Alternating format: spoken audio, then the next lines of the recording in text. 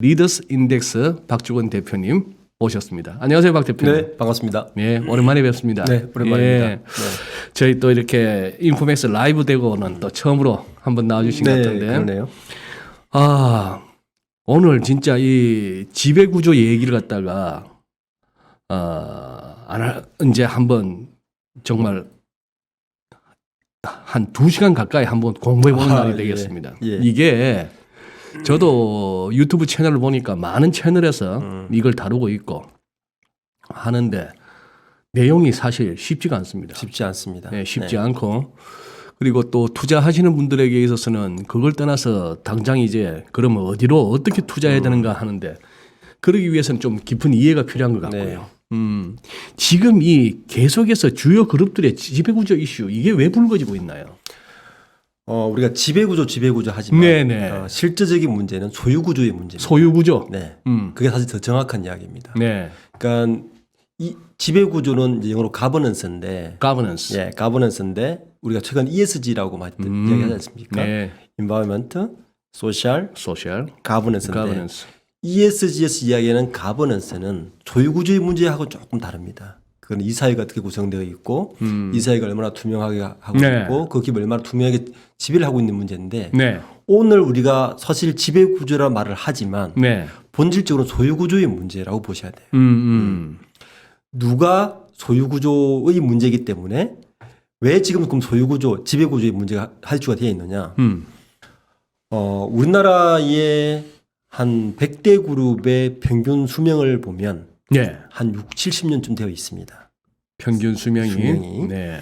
자, 6, 70년이면 3세대로 넘어가거나 뭐 이렇게 돼 있죠. 창업주의 한 손자 정도. 예, 손자나 정손자. 네. 네. 삼성이 이제 손자가 왔죠. 그러네요. 현대차도 손자죠. 그러네요. LG그룹은 정손자까지 왔죠. 증손까지 왔어요. 그렇죠. 맞죠. 자, 이렇게 되면 결국에는 그 경영권이 그 다음 세대에게 넘어가면서 예. 그 소유 구조가 바뀔 거 아닙니까? 예. 이게 바로 지금의 지배구조의 핫이슈가 된 가장 큰 원인입니다. 예를 들면 삼성그룹은 이재용 부회장이 이건 네. 회장의 사후에 예. 다음 주에 상속이 이제 결정이 될 건데 네. 소유구조의 문제죠. 소유구조가 바뀌면 지배구조가 또 바뀌어야 되니까 이 핫이슈가 된 거고 현대차그룹 마찬가지입니다. 정의선 회장이 작년에 회장이 됐죠. 네. 그러니까 정몽구 회장이 이후에 어떻게 될 것인가에 대한 관심이 있을 수밖에 없고 예. 뭐 다 이렇게 되는 거죠. 결국에는 지배구조 이야기하지만 엄밀하게 이야기하면 소유구조의 문제가 핵심이고 그 각 그룹별로 소유구조가 이렇게 바뀔 때 과연 그러면 어떤 기업을 쳐다봐야 되고 어떤 기업에 더 관심을 가져가야 되는 문제가 사실 핵심이고요. 네. 그 다음 또 최근 이슈된 그 이유 중에 하나는 아까 처음에 얘기했던 ESG에서 네. 미국발로 이제 미국이 ESG를 이야기하는 게 이런 거지 않습니까? 제가 볼 때는 ESG라는 것은 미국에서 미국의 헤게모니를 더 강력하게 만들어서 중국을 저지하기 위해서 만든 일종의 헤게모니 싸움입니다. 그렇게 네. 보시는구나. 예. ESG에 그레이드가 되지 않는 기업들은 앞으로는 밸류체인에서 빠뜨리겠다는 거예요. 예. 이제 미국에서 가장 강력하게 들고 나온 게 E죠. 환경, 인바이러먼트. 예. 그다음에 소셜 이런 부분을 네. 가지고 이제 저지하는데 그 중에 이제 G가 들어가 있는데 어차피 메인은 E지만 환경이지만 가버넌스가 들어가 있으니까 기업들이 또 서둘러서 그 ESG를 또 등급을 올리고 해야 되니까 그 헤게모니에 들어가야 되니까 가버넌스가 들어가 있는데 한국적인 소유 지배구조의 문제는 사실은 전자의 문제입니다. 세대가 지나면서 경영권 승계가 핵심이 되고요. 예. 그 경영권 승계 과정에서 소유 구조가 어떻게 바뀔 것인가가 지배 구조의 본질적인 이제 이슈가 되는 거죠. 그래서 지금 뭐 말씀하신 대로 삼성, 현대, 뭐 SK, LG까지 네. 그런 대그룹들에서 이 이슈가 계속 나오는 거는 이해가 되는데 그거 말고도 네. 조금 규모가 작은 기업들도 요즘 거의 뭐 본부를 이루다시피 네. 지주회사를 만들고 그러더라고요. 그렇습니다. 그렇게 서두르는 이유가 특별히 있습니까? 우선 공정거래법이 좀 조정이 됩니다. 공정거래법? 네. 우리가 네. 이제 지배구조 그러면 좀 거슬러 올라가면 예. 박근혜 대통령 초기에 예. 2012년도에 경제민주화가 그때 한참 이슈였습니다. 그때 경제민주화 이슈와 바람을 타고 박근혜 대통령이 집권하면서 네. 경제민주화법 몇 개가 통과가 됐어요. 음. 그 중에 하나가 순환출자고리를 더 이상 만들지 못한다. 아하. 네. 어. 기억하시죠? 예. 그러면서 사실은 우리나라의 지배구조는 특히 이건 조금 저는 아이러니한데 네. 지주회사가 마치 지배구조의 투명화의 표준인 것처럼 돼 있어요. 지주 회사를 만들면 투명해진 것처럼 그렇게 좀 표면화돼 있어요. 네. 근데 이 지주회사 그러니까 정부나 공정거래위원회에서도 자꾸 지주회사로 가기를 유도를 하고 있습니다. 예. 예. 예. 이제 지주회사로 가기 위해서는 기업 입장에서는 돈이 많이 들어요.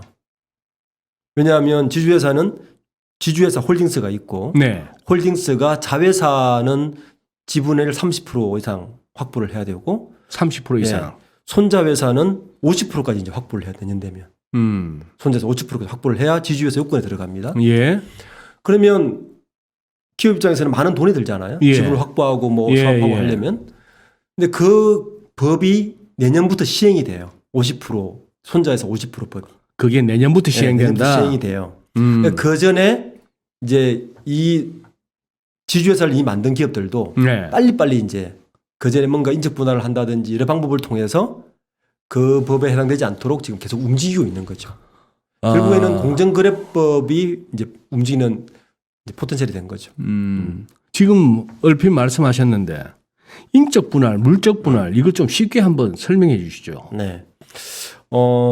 기업을 분할하는 방법은 지금 현재 상법상 인적 분할과 물적 분할이 있습니다. 네네. 물적 분할은 간단해요. 예를 들어서 LG화학이 대표적입니다. LG화. 작년에 이슈가 됐죠. 네, 이슈됐죠. LG화학에 사람들이 투자한 이유가 LG 배터리 때문에 투자를 했는데 네. 갑자기 LG 배터리를 물적 분할을 한다는 거예요. 물적 분할. 예. 그러니까 물적 분할을 하게 되면 LG화학에 있는 배터리가 별도 회사가 돼버리는 거죠. 네. 예, 별도 회사가 돼버리니까 막상 나는 LG화학에 주식을 투자했는데 그 중에 가장 가치 있는 배터리가 분리되니까 배터리 사업부가 별도의 회사가 된다. 되니까 황당한 거죠. 자, 그거는 물적 분할은 그 개념이 잡히는데 간단하죠. 예, 근데 인적 분할은 뭐냐면 LG화학이라는 회사를 예를 들어서 네. LG화학의 사업회사와 투자회사의 두 개로 분할을 하는 겁니다. 무슨 말이냐면 사업회사는 그대로 LG화학이 하고 있는 사업을 그대로 해요. 네네. 하는데 네. 이 투자회사라는 것은 일종의 페이퍼 컴퍼니예요. 예. 그럼 이건 왜 하느냐? 예. 그러면 지금 방금 예를 드신 거기에서는 LG화학은 계속 배터리도 하는 거네요. 그렇죠. 하는 거죠. 그런데 이제 투자회사라는 게 사업회사고 투자회사가 새로 그렇죠. 생긴다. 투자회사가 생기는 거죠. 네, 진짜 그걸 왜 하죠? 그 왜 하냐면은 이거는 LG화학의 대주주 네. 지배하고 있는 이 위의 모회사를 봐야 돼요. 이 모회사 이익과 관계된 겁니다. 모회사 이익과 관계된 거예요. 네. 그러니까 LG화학을 지배하고 있는 기업이 주 LG잖아요. 네. 주 LG 입장에서는 LG화학도 30%를 지배하고 있다면 투자회사를 만든 이 회사도 똑같이 30%의 지분을 확보하게 되는 거예요. 그러니까 사업회사에도 30%, 투자에도 30%의 지분을 확보하게 되는 거예요. 그러니까 LG화학을 대주주 입장에서는 네. 30% 지분 회사를 한 개 더 가지게 되는 겁니다. 음. 그러니까 이게 이제 투자회사라는 페이퍼 컴퍼니를 가지게 되는 의미인데 네. 이렇게 하는 이유는 좀 복잡하긴 한데 LG화학이 지배하고 있는 손자 회사를 바이패스를 걸어서 소유하기 위한 방법으로 이 인적 분할의 방법을 많이 써요. 벌써 약간 이상한 냄새가 난다. 예. 여기서 약간 이상한 냄새가 네. 벌써 난다. 예. 어. 요게 이제 예. 그 우리나라 공정거래법상도 그렇고 네. 인적 분할이라는 방법을 많이 허용해 주는 이유가 바로 예. 지주회사들이 쉽게 지주회사의 요건을 만들기 위해서 많이 활용하는 방법으로 이뤄준 겁니다. 그러니까 지주회사가 아주 튼튼한 그 손자회사 하나를 그러니까 그 SK그룹이 대표적인데 네. 이제 이런 거예요. SK그룹의 지배 구조를 보면 이 사진에 있나? 한번 볼까요? SK? 네. 지금 여기 보시면 네. SK그룹은 그 최태원 회장이 주 SK를 지배하면서 나머지 계열사를 다 지배한 형식의 지배구조를 가지고 있어요. 그런데 주 SK가 SK텔레콤을 지배합니다. 25%로. 25%를 예, 가지고 지배하죠. 네. 그런데 SK그룹에서 지금도 우리 잘 알지만 가장 알짜 회사는 SK하이닉스예요. 그렇죠. 네. 네. 네. 근데 하이닉스는 SK텔레콤이 20%의 지분으로 지배를 하고 있어요. 음흠. 자, 그러면 이제 SK그룹은 당장 무슨 문제가 생기냐면 내년에 공정거래법이 이제 개정이 돼서 지주회사법이 바뀌면 네. 지주회사법으로는 SK하이닉스는 주 SK의 손자회사가 되겠죠. 그러네요. 예. 그럼 현재 지주회사법은 20%만 확보해야 되는데 내년에 공정거래법이 바뀌면 이 손자회사는 손자회사는 50%의 지분을 확보를 해야 돼요. 자회사가 손자 회사의 50% 지분 50%를 지금 이 그림에서는 지금은 SK텔레콤이 SK하이닉스 지분을 50%를 확보를 해야 되는 거예요. 그래 해야 그래야 지주회사 요건이 구성되는 겁니다. 지금 20%밖에 없으니까 당장 SK텔레콤은 30%의 지분을 또 확보를 해야 되는 상황입니다. 시장에서 사야 되는 겁니까? 그렇죠. 그래야 지주회사 요건이 되는 거예요. 네. 그래야 주 SK가 SK하이닉스를 지배할 수 있는 거예요. 네. 그렇게 되기 어렵잖아요. 예. 주가가 지금 얼마입니까? 그러니까. 어마어마한 돈이 들어가니까 네. 자, 이럴 때 쓰는 방법이 이제 인적 분할을 쓰는데 인적 분할. 예. SK텔레콤을 사업회사와 네. 투자회사로 분할을 해요. 분할. SK텔레콤을 그렇죠. 네. 분할을 합니다. 그러면 주 SK는 어떤 회사를 가지느냐? 사업회사인 SK텔레콤의 25.2%도 그대로 가지게 되고 투자회사인 SK텔레콤 투자회사라는 회사에도 25%의 지분을 확보하게 돼요. 인적 분할은 분할한 회사의 지분을 모 회사가 동등하게 가지게 됩니다. A와 A-의 같은 지분을 확보하게 돼요. 현재 법상. 대표님 잠깐만. 예. 지금 SK텔레콤의 사업 회사와 예. 투자 회사라고 말씀하셨어요. 네. 돈은 SK텔레콤이 법니다. 그렇죠. 투자 회사는 뭐로 돈 벌어요? 돈을 벌지 않는 그냥 페이퍼 컴퍼니입니다. 페이퍼 컴퍼니다. 지분만 가지고 있는. 누구의 지분? 모 회사가 지분을 가지고. 모 회사가 지분을 갖고 그런데 있는. 그 투자 회사도 SK하이닉스의 지분을 가지게 돼요. 그래요. 20%를. 20%를? 네. 네. 자, 그러면 그 다음 방법 어떻게 쓰겠습니까? 주 SK가 SK텔레콤의 투자 회사를 합병시키는 거예요. 다시요. 주 SK와 SK텔레콤을 인적 분할한 투자 회사 있죠? 예. 그 회사를 주 SK 지주회사와 합병을 해버리는 거예요. 합병시킨다? 네. 합병을 하면 어떤 효과가 벌어지냐면 주 SK 지주회사가 SK 하이닉스를 바로 자회사로 편입이 되는 거죠. 한 단계 올라가는 거죠. 합병함으로써. 합병함으로써. 이게 바로 인적 분할의 마술입니다. 그러면 SK그룹은 현재 지주회사법을 그대로 인정하면서 SK 하이닉스가 자회사가 돼버리는 거예요. 지금 마술이라고 말씀하셨는데 약간 이건 뭐 방송 용어는 아닙니다만 약간 야로가 있는 거 아닙니까 이거? 현재 법상으로 합법적입니다. 합법적이에요. 네, 네. 이게 인적 분할이고 네. 또 인적 분할의 마술 중에 하나가 뭐냐면 네. 그 회사가 가지고 있는 자사주. 예. 자사주는 원래 의결권이 없죠. 예, 예. 없죠. 네. 지금 SK텔레콤은 자사주를 한 10% 보유하고 있습니다. 그러니까 25.2%에 플러스 10%는 의결권이 없지만 SK텔레콤이 갖고 있는 거예요. 근데 인적 분할해서 합병을 해버리면 자사주가 의결권을 부활하게 되는 거예요. 부활이 됩니다. 네. 그러면 주 SK는 현재는 25.2%만 지배하고 있지만 예. 10%가 합쳐지니까 35.2%의 지배력을 확보하게 되는 거예요. 인적 분할로 합병을 해버리면. 그렇게. 예. 그러면 지배구조 이 오너 입장에서는 굉장히 경영권 안정화에 도움이 되는 거죠. 그러면 SK그룹 같은 경우는 원래 자회사는 30%의 지분을 확보를 해야 되거든요. 내년 공정거래 바뀌면. 네. 그럼 25.2에다 10% 합치면 35.2%니까 자회사 요건도 갖추죠. SK 하이닉스의 손자 회사에 대한 부담도 떨면서 자회사로 편입이 되죠. 그러니까 일석이조가 되는 거죠. 이쯤만 설명을 듣고도 벌써 딱 제가 드는 생각이 여기저기 이 지배구조 관련한 컨텐츠가 올라가면 왜 유튜브 조회수가 떨어지는지 이해가 됩니다. 어렵습니다. 어렵네요. 네. 예. 그러면 삼성부터 한번 좀 설명 한번 해 주십시오. 네. 삼성은 이제 다음 주가 굉장히 큰 빅뉴스가 있죠. 삼성 이건희 회장이 네. 이제 잡고 하신 지 6개월이 되는 예. 6개월이 되면 예. 상속이 어떻게 됐는지를 오픈하게 되어 있습니다. 음. 상속세를 납부하면서 그게 오픈이 되는 건데 음. 삼성그룹의 지배 구조를 이해하기 위해서는 일단 쉽게 이야기하면 삼성전자를 누가 가장 많이 가지고 있느냐가 핵심입니다. 예. 예. 삼성그룹은 우리가 그룹으로 얘기하지만 실제로 삼성전자가 거의 90%죠. 예. 네. 그래서 삼성전자의 지배력을 소유를 누가 소유하고 있느냐가 핵심인데 지금 보시면 삼성전자의 대주주는 삼성물산이 아니고 삼성생명이죠. 8.5%. 삼성전자의 대주주는 삼성생명. 네. 1대 주주는 8.5%인 삼성생명입니다. 네.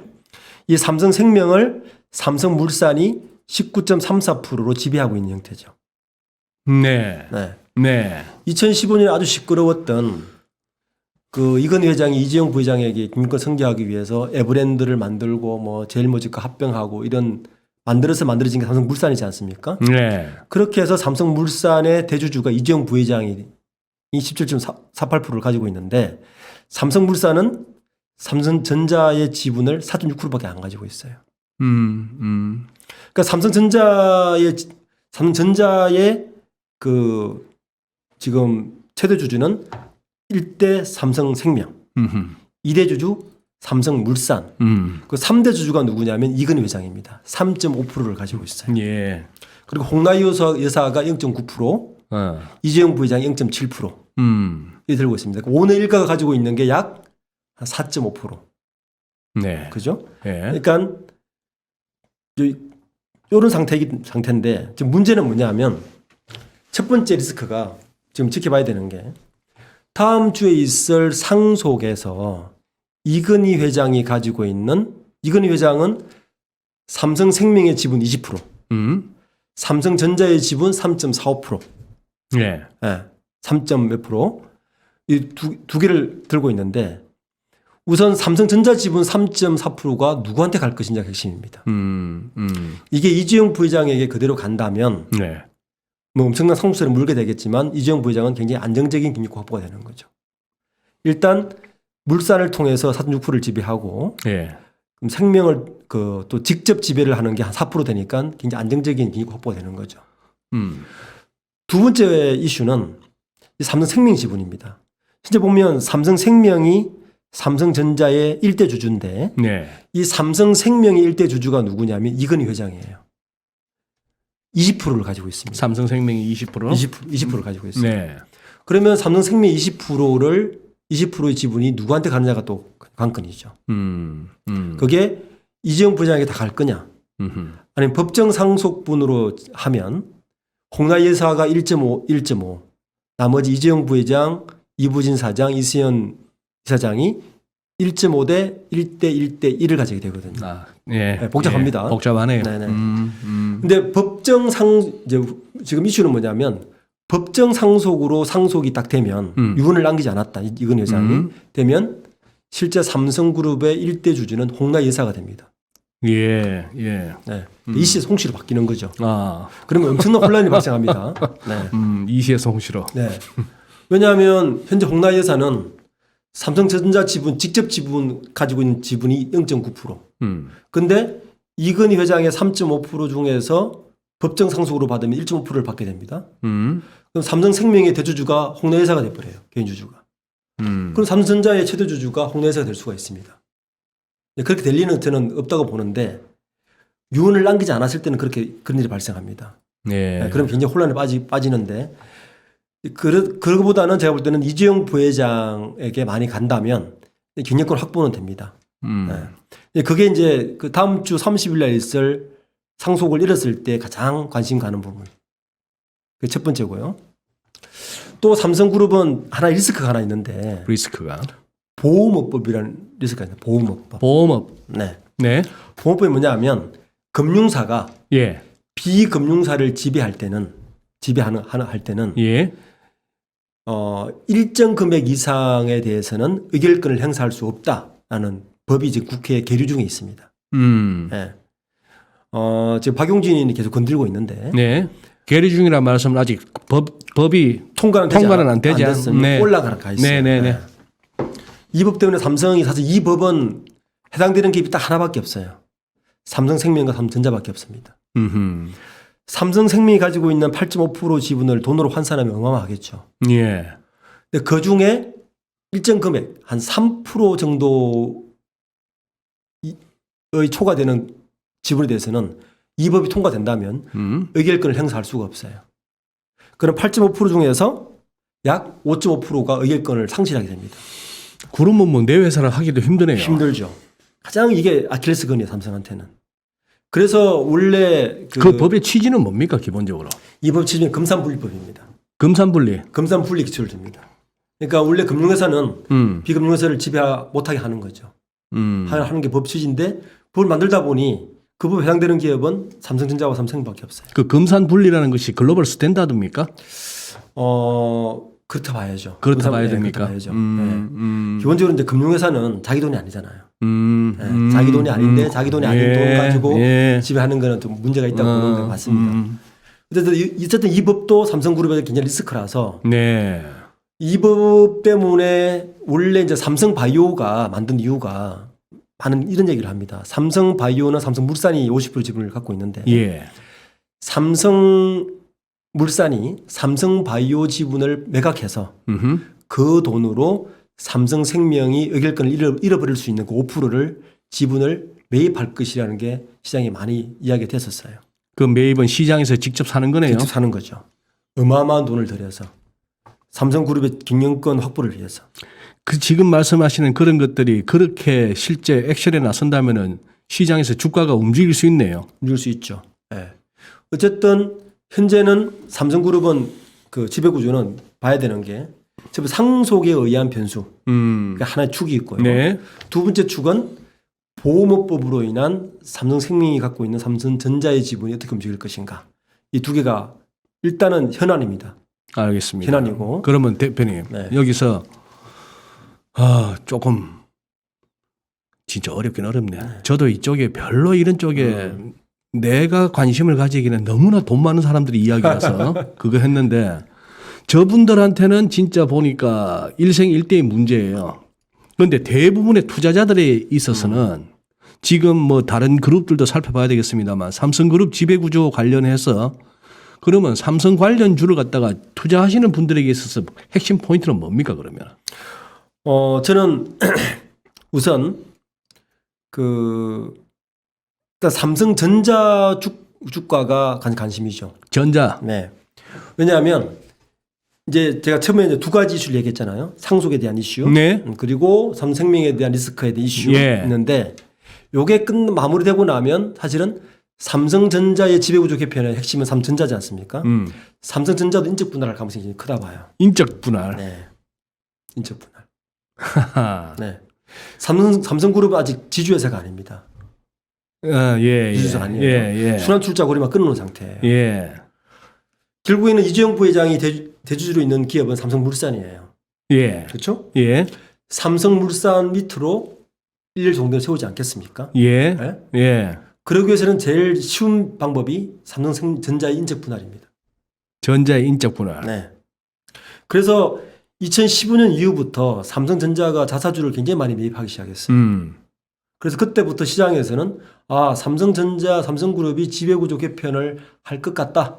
인적 분할을 통해서. 왜냐하면 똑같은 마술이 일어나거든요. 인적 분할에서 삼성물산하고 삼성전자의 투자회사하고 합병을 해버리면 자사주가 부활하지 않습니까? 네. 그러면 지금 4.6%를 지배하고 있는 게 갑자기 9% 늘어나 버려요. 지배력이. 이재용 부장 입장에서는 안 할 이유가 하나도 없는 거죠. 네. 어마어마한 수십조의 돈을 그냥 지배력 확보하는 건데. 그래서 그게 사실은 삼성전그룹의 지배구조의 핵심 중에 하나입니다. 근데 그걸 못한 이유는 구속됐기 때문입니다. 못하겠는데. 네. 그러면은 지금 우리 데미안 님이 지금 이렇게 문제 제기를 하시는데 우리 시청자분 가운데 이거는 지금 시장에서 많이 돌던 얘기이기도 한데요. 상속세를 그 자녀들이 나눠낸다. 그러면 상속세 적게 내려고 삼성전자 주가 안 올린다. 이런 의심 말이 됩니까? 어느 정도 일리 있는 얘기인가요? 아닙니다. 아니에요. 없습니다. 왜냐하면 그 상속세에 대한 평가는 벌써 2달 전에 끝났습니다. 아, 그렇습니다. 아, 그래요. 예, 국세청에서 이미 그거에 대한 평가는 이미 다 끝내놓은 상태이기 때문에 네. 지금의 시장 상황에서 전혀 문제가 없습니다. 아, 그렇게 보면 지금 뭐 삼자가 반도체가 이렇게 이슈인데 왜 주가가 뜨지 않느냐 너무 돌긴 하는데 그거는 상속세와 전혀 별개의 문제. 상속세와는 예, 별개. 오히려 예. 상속세 재원을 마련하기 위해서 이재용 오늘가들이 예. 지금 특별배당 방식으로 배당을 많이 하게 되죠. 더 떠야 되는 거죠, 사실은. 배당을 더 많이 하니까. 아, 그런. 예. 그리고 이제 두 번째 삼성그룹의 지배구조 개편에서 이슈화될 회사는 기업은 삼성 바이오로직스하고 바이오로직스. 삼성 SDS입니다. SDS? 네. 방금 상속세 이야기가 나왔잖아요. 예. 자, 이재용 부회장이 가지고 있는 삼성그룹의 그 주식이 어디냐면 삼성물산 7.4%, 예. 그리고 삼성전자 0.7%. 그런데 삼성 SDS 지분도 이재용 부회장, 이부진 사장, 이세현 이사장이 한 11%를 들고 있어요. 최근에 언론을 잘 보시면 삼성 SDS 주가를 부양하는 언론이 많이 뜰 겁니다. 예. 네. 예. 지금 시장 가치가 16조 5천억 이렇게 가는데 좀 더 뜨고 있더라고요. 예. 왜 왜 그러냐? 상속세 재원을 마련하는 방법 여러 옵션 중에 하나가 가지고 있는 지분을 매각해서 돈을 마련하는 거잖아요. 예. 여기에서 삼성그룹의 지배구조에서 경영권에 전혀 상관없는 계열사 하나가 삼성 SDS입니다. 그러니까 이재용 부회장 삼남매가 삼성 SDS 지분을 매각해도 경영권에 아무런 문제가 없어요. 네. 사실 그러기 위해서 삼성 SDS라는 회사를 굉장히 많이 키웠어요. 네. 우리가 아는 삼성 SDS는 사실은 뭘로 아시죠? 네. IT 회사로 아시죠? 네. 아닙니다. 삼성 SDS는 물류회사입니다. 물류회사. 현대 글로비스 같은 회사입니다. 어허. 이게 굉장히 머리를 잘 쓴 게요. 현대차 그룹은 글로비스에게 직접 일감을 주면 일감으로 주기 걸리잖아요. 네, 걸리죠. 네. 삼성그룹과 물류를 하기 위해서는 반드시 물류사들이 삼성 SDS 시스템을 사용해야 됩니다. 원코시 먹고 들어오는 거죠. 그 삼성 SDS의 그 사업 보고서를 보면 네. 전체 매출의 50% 이상이 물류에서 나옵니다. 네. 실질적인 일감 몰아주기죠. 네, 네. 그래서 기업 규모를 얼마나 키웠어요. 네. 제가 보기엔 왜냐? 이재용 부회장이 대주주예요. 개인주주로. 저는 삼성 SDS는 상속세 재원을 마련하기 위한 굉장한 옵션이다. 네. 그래서 지배구조 개편의 큰 틀에서 보면 그것도 관심주다. 관심주다. 네. 아마 더 띄울 가능성이 크다. 아. 왜냐하면 상속세를 연부연납 5년 동안 나눠서 내기로 했기 때문에 네. 매년 2조 가까운 돈을 내야 되는데 그중에 하나의 옵션이 저는 삼성 SDS다. 가치를 더 키워서 팔 수도 있다. 라고 생각합니다. 그 어마무시하게 큰 그림 하에서 이루어지는 일 가운데 우리는 그냥 뭐 떡고물이나 떨어지면 되는 거죠. 지금 우리 박 대표님 해주시는 말씀에서 힌트 듣고 살펴볼 게가 많으니까 현대차로 넘어가 볼까요? 네. 네. 현대차는 3년 전에 한번 지배구조 이슈가 터졌죠. 예. 현대차는 이제 뭐가 그 핵심이냐면 현대모비스입니다. 그 정몽구 회장이 그 왕자의 난 기억하시죠? 네. 그 폰이정 그 삼촌하고 경영권 분쟁이 붙었을 때 네. 정몽구 회장이 자동차의 꿈을 꾸고 가지고 있던 기업이 현대전공이라는 기업이었어요. 지금 그 삼촌이 정세영. 네. 네. 이제 현대차를 쭉 키워온 정세영 회장이 네. 있었고 그런데 현대그룹 내에 또 하나의 자동차 회사가 별개가 있었는데 그게 바로 현대전공. 전공. 그 갤로프라는 차를 만든 갤로퍼. 근데 이 정몽구 회장이 이 현대전공을 통해서 현대차 왕자의 날이 끝나고 현대차 그룹을 다 먹게 돼요. 네. 그래서 그 이후로 이 현대전공, 현재 현대모비스가 현대차 그룹의 모회사 같이 되어 있습니다. 현대모비스가. 네. 그러니까 지금 보시면 정몽구 회장이 현대모비스를 7% 정도 지배를 하고 있고요. 네. 현대모비스가 현대차를 20.7%로 지배하고 있고 현대차가 기아차를 33.38% 지배하고 있고 현대차가 기아를 그렇죠. 이제 이름이 기아로 바뀌었는데, 네. 그 다음에 기아차가 현대제치를 지배하는 말 그대로 순환 출자 고리를 가지고 있습니다. 예. 근데 그 박근혜 대통령 때 순환 출자 금지는 현재 거는 존속하는 건 그대로 인정해주고 그때까지 네. 있었던 거는 인정. 인정해주고 앞으로는 못 만든다고 그 법을 막아놨거든요. 음. 그래서 사실은 김상조 실장이 공정거래위원장을 처음 맡았을 때 네. 현대차를 타겟했어요. 현대차가 타겟이야. 네, 왜냐하면 지배구조 바꿔라.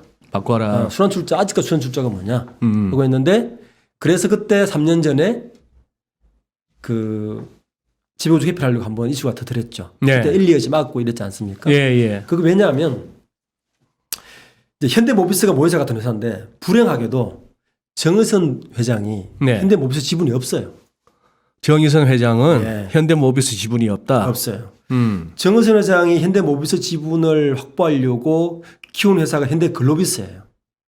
음. 네. 현대글로비스에는 정의선 회장이 23.3%를 가지고 있습니다. 글로비스를 23.3% 갖고 네. 있다. 그다음에 글로비스 전문고장 6.7%를 가지고 있죠. 네. 그래서 정의선 회장은 어떻게든 예. 현대글로비스라는 회사를 통해서 현대모비스 지분을 확보를 해야 할 수밖에 없는 상황이에요. 예. 네. 음. 그래서 3년 전에 어떤 일이 일어났느냐? 음.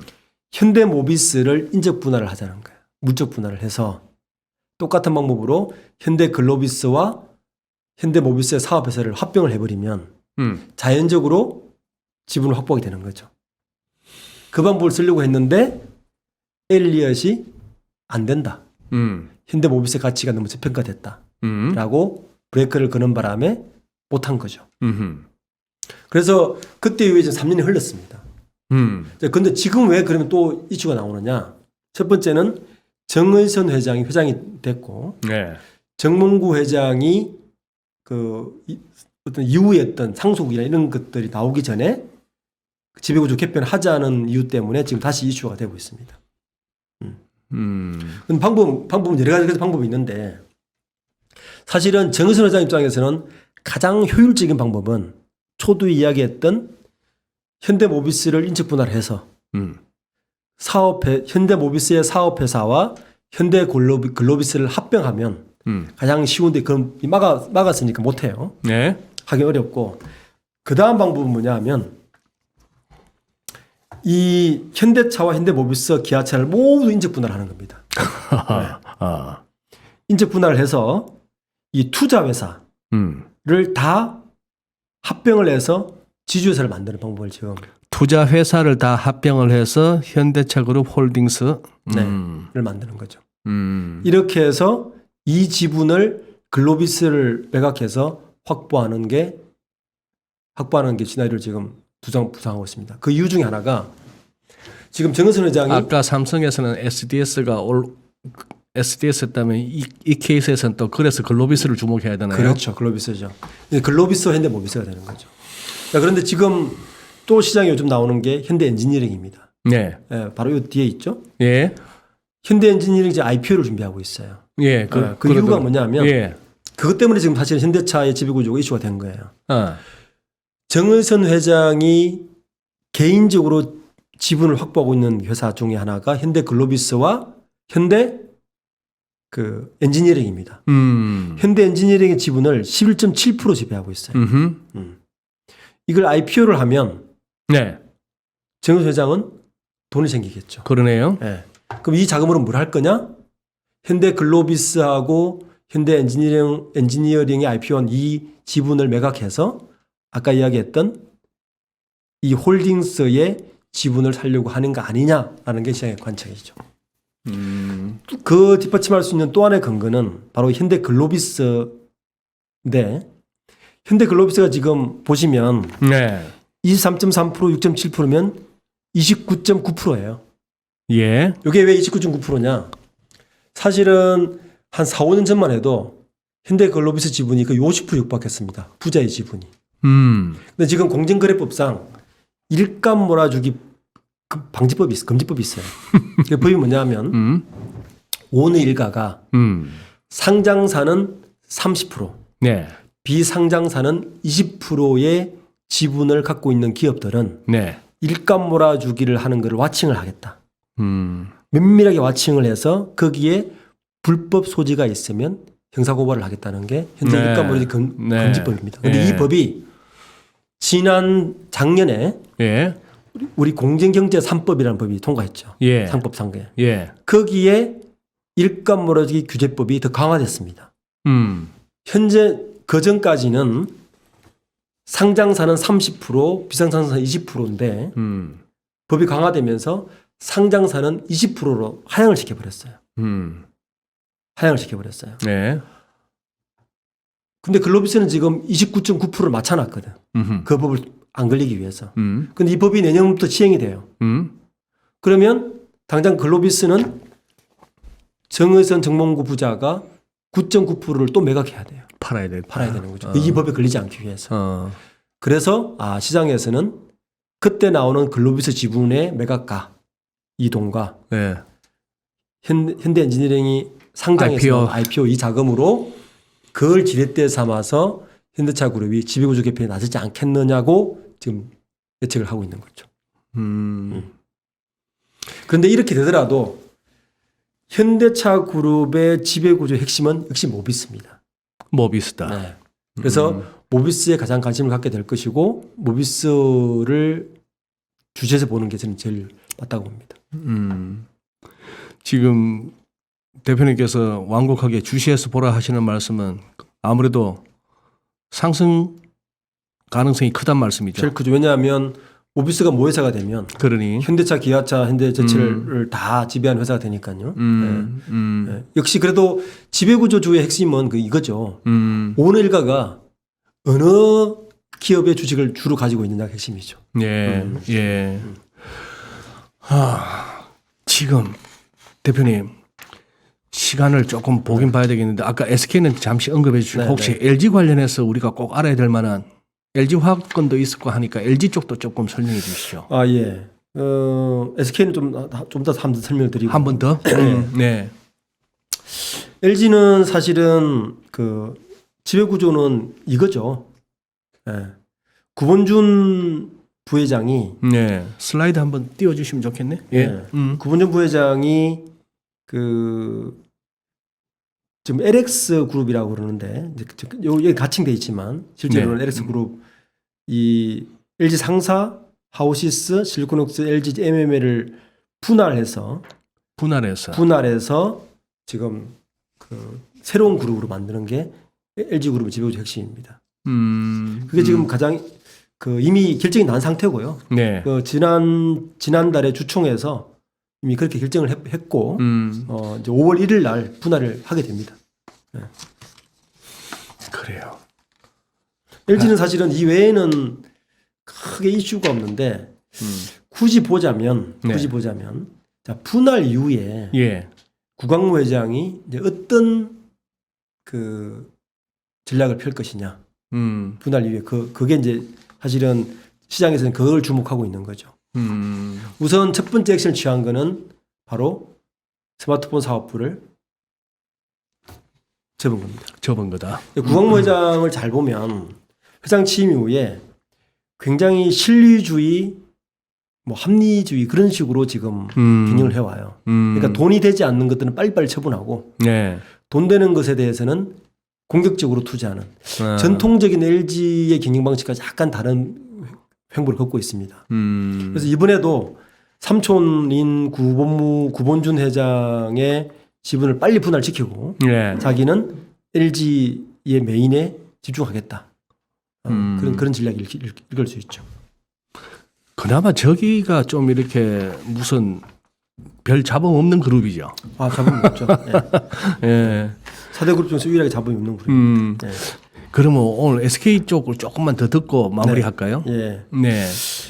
SK 그룹은 이제 아까 초도 잠깐 설명했죠. 왜 SK 그룹이 SK 텔레콤을 이제 분할하려고 하느냐. 작년 말에 SK 그룹의 인사 중에 가장 눈여겨본 전 인사는 SK 텔레콤의 박정호 사장이 예. SK 하이닉스의 대표로 간 사실입니다. 저는 그때 이제 SK 텔레콤이 인적 분할해서 지배구조 개편하는구나라고 저는 읽었습니다. 그래서 박정호 부회장의 역할은 그거였고요. 네. 그 이유는 뭐냐하면 재태원 회장 입장, 그러니까 지배구조주를 이해하기 위해서는 어떤 마음을 가지냐면은 내가 회장이라면, 내가 저 그룹 회장이라면 내 이익이 되는 게 어떻게 바꾸겠느냐라고 딱 보시면 정확해요. 보십시오. 재태원 회장은 주 SK의 대주주입니다. 네, 오늘. 그러니까 주 SK는 어떻게 돈을 버느냐? 이 계열사들이 보내주는 돈 가지고 먹고 사는 페이퍼 컴퍼니죠. 그런데 보시면 SK이노베이션 좀 안 좋아요. 적자예요. 텔레콤 한계 찼어요. SKC 그저 그래요. 건설이 그리고 그 재창원 회장이 그 사촌이 가지고 있는 재창원 회장 디스커버리는 사실 별도의 그룹입니다. 여기는 같은 SK 그룹 내 두 개의 그룹이 있는 거예요. 바이오 반짝 뜨긴 했지만 사실 그 돈은 되지 않아요. 지금 SK 그룹에서 제일 캐시플로가 좋은 기업은 SK 하이닉스입니다. 하이닉스. 네. 자, 최태원 회장 입장에서는 제 하이닉스를 어떻게든 지렛대로 활용해서 그룹을 키우고 싶을 거예요. 첫 번째는 SK 하이닉스에서 번 돈을 주 SK로 어떻게 가져오는가인데 쉽지가 않아요. 왜냐하면 손자 회사이기 때문에.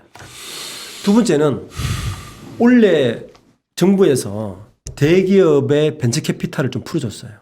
투자하라고. M&A 활성화를 위해서. SK그룹은 투자를 하기 위해서는 SK 하이닉스가 바로 필요합니다. 지금 SK 하이닉스가 손자 회사로 있으면 어떤 문제가 생기느냐 하면 SK 하이닉스는 다른 회사를 M&A를 못해요. 왜냐? 정손자 회사는 무조건 100% 지분을 확보해야 돼요. 그러니까 SK그룹은 SK 하이닉스를 무조건 자회사로 만들어야 돼요. 자회사를 만들면 그 다음 M&A 할 때는 50% 지분 확보해도 회사를 살 수가 있어요. 그러니까 돈은 많은데 저걸 뭔가 하고 싶은데 할 수가 없잖아요. 그러기 위해서 반드시 SK 홀딩스 밑에 SK 하이닉스를 자회사로 만들어야 되는 게 숙명인 거죠. 그래서 아까 이야기했던 대로 이렇게 인적 분할을 하는 겁니다. 인적 분할을 하면 SK텔레콤이 SK텔레콤 지주회사가 하이닉스와 SK텔레콤 사업회사로 분할이 돼요. 이렇게. 이때 보시면 원래 26.8%를 갖고 있는데 10%가 뭐냐면 자사주입니다. 이게 부활을 해서 주 SK는 안정적인 지분을 확보하게 되는 거고요. 그리고 SK는 SK 하이닉스를 직접 지배하게 되는 거죠. 이 SK텔레콤 지주회사는 요 SK하고 합병을 하겠죠. 그러면 SK그룹 입장에서는 두 가지쯤이 생깁니다. 첫 번째, 내년에 바뀌는 지주회사법을 지킬 수 있고 그보다 더 큰 거는 SK 하이닉스에서 지금 반도체 이렇게 호황인데 여기서 번 캐시를 주 SK가 그대로 활용할 수 있고 더 중요한 것은 향후 SK그룹이 새로운 먹거리를 위해서 M&A를 하거나 투자를 하고 싶을 때 SK 하이닉스를 직접 활용할 수 있다. 안 할 이유가 없죠. 그러니까 내년까지 무조건 해야 되는 거죠. 그러면 SK그룹에서는 이렇게 하게 되면 어떤 주가가 뜰 거냐. 첫 번째는 SK텔레콤입니다. 두 번째는 주 SK를 눈여겨봐야죠. 합병하면 당연히 주가가 오르겠죠. SK그룹은 이렇게 보는 게 현재로서는 그 지금 나오는 뭐 바이오, IPO 이런 것들은 제가 볼 때는 그냥 데코레이션입니다. 핵심은 여기입니다.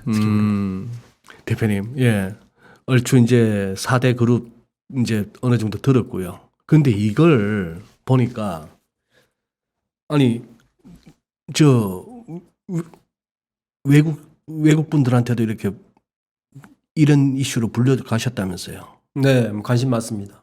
외국인들은 어떤 점에서 관심을 갖죠? 학습 효과 같아요. 학습 효과. 그 제일 큰 거는 2015년도에 제일모직과 삼성물산의 합병. 이때 한국에는 저러한 바틀렉이 있구나. 그러니까 두 가지를 본 거예요. 경영권 승계가 일어나는 그룹을 주로 봅니다.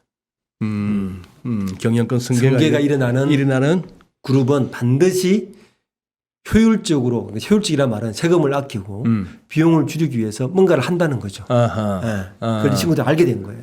알게 되었다. 그럼 거기에 분명히 위크 포인트가 생깁니다.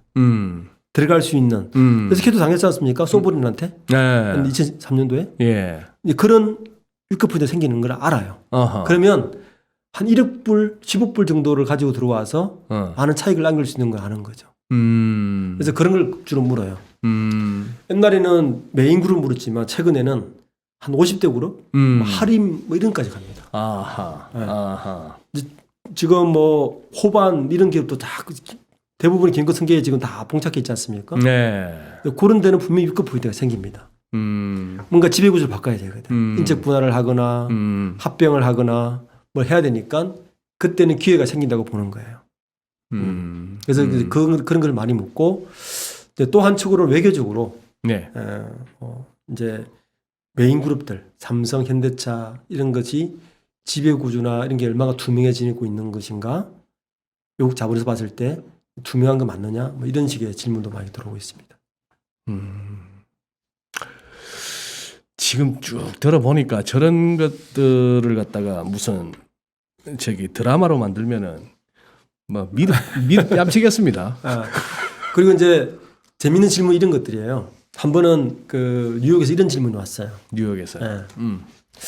이제 블룸버그 기자였는데 네. 예. 만약에 워렌 버핏이 음.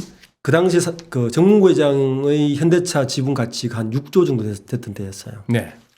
워렌 버핏이 돈이 많지 않습니까? 예. 워렌 버핏이 정문고 회장이 가진 지분 6조 5천억이면 한 60억 불 되는데 60억 불 주고 그거 사면 현대차 그룹이 워렌 버핏 거 되느냐 묻길래 제가 그랬어요. 안 된다.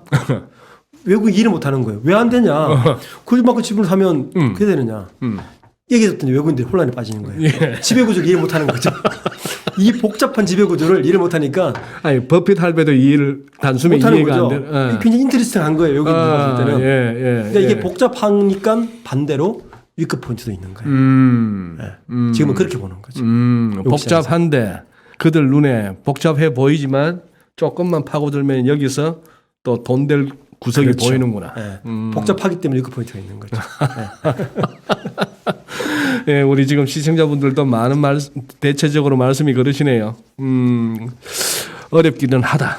네. 어렵기는 하지만 우리가 이걸 갖다가 또 어렵다고 해서 계속 외면할 수는 없는 네. 예, 그런 상황이고 이거는 정치권이나 국회 차원에서도 계속해서 뭔가 관심을 보이고 뭘 이렇게 태클이라고도 할 수 있고 교정이라도 할 수 있고 계속 이슈가 될 수밖에 없는 그렇죠. 우리가 소위 말하는 재벌 개혁, 경제민주화 핵심은 사실은 그 소유구조와 지배구조 개편입니다. 네, 그러니까요. 아유, 알겠습니다.